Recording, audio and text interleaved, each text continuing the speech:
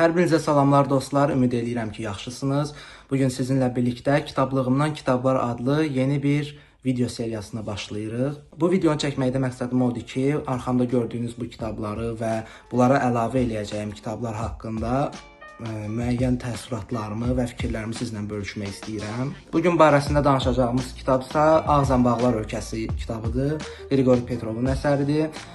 Bilirik ki, bestseller kitablardandır. Bunu da qeyd eləməliyəm ki, hətta Atatürkün dövründə bu kitab oxunma sayısına görə Qurani-Kərimdən sonra ikinci yerə çatır və məktəblərdə uşaqlara oxudulan bir kitab olub bu.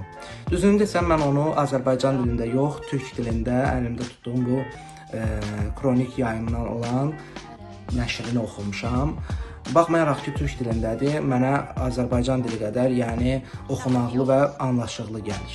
Tarixə baxsaq, Fin xalqı da Azərbaycanlılar kimi Çar Rusiyasının tərkibində əsarəti altında olmuşdu və Çar Rusiyası tərəfindən onlara müstəmləkə rejimi qurulub. Belə ki, onların iqtisadi, mədəni əlaqələri hər biri Ruslar tərəfindən sömürülüb.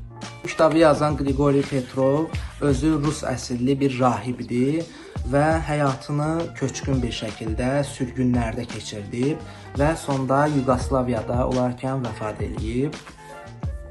Bu kitabı yazmaqda onun məqsədi olub ki, Fin xalqını nümunə göstərərək digər xalqlara da millətin təhsil səviyyəsini, onun mədəniyyətini necə inkişaf etdirmək lazımdır, bunların hər birini başa salır və Fin xalqını burada bir ikon kimi bizə göstərir. Kitab özü tarixi janrda yazılmış bir əsər olsa da, oxuduqca sanki şəxsi inkişaf tipli bir əsər oxuyursanmış kimi təəssürat yaradır.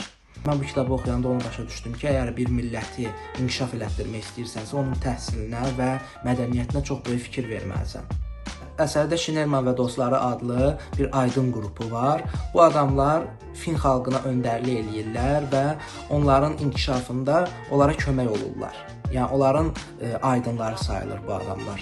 Əsərdə xalqın mədəniyyətə önəm verməsinə və əksəriyyəti kəndlərdə olan cəmaatın necə inkişaf elətdirilməsinə, futbola, idmana qarşı onların marağının yaradılmasında və yaxud da idmanın hansı sahələrinə onların marağı olmalıdır o haqda. Məsələn, orada belə bir bölüm var ki, biz istəyirik uşaqlarımız nəinki futbolla qalsın, yəni nəinki onların bədənləri inkişaf eləsin, həmçinin beyinləri də o qədər inkişaf eləsin.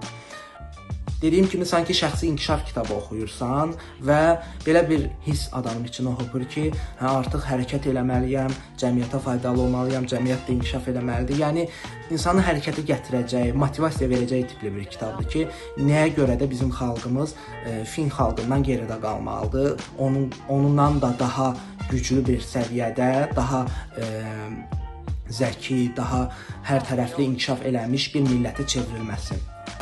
Əsəri hər bir şəxsə tövsiyə edirəm oxumağı, çünki elə bir kitabdır ki, hətta sizin masaüstü kitabınıza çevrilir. Mən bunu 3 il əvvəl, 2022-ci ilin əvvəllərində, yanvar ayında oxumuşam. Baxmayaraq ki, bu qədər vaxt keçib, amma hələ də onun təəssüratları məndə qalıb.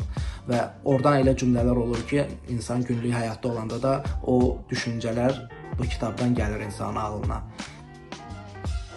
Belə dostlar, əgər video xoşunuza gəldisə, like edib abunə olmağı və yorumlarda belə tipli videoların daha çox gəlməsini istəyirsinizsə fikrinizi bildirməyi unutmayın. Hələlik.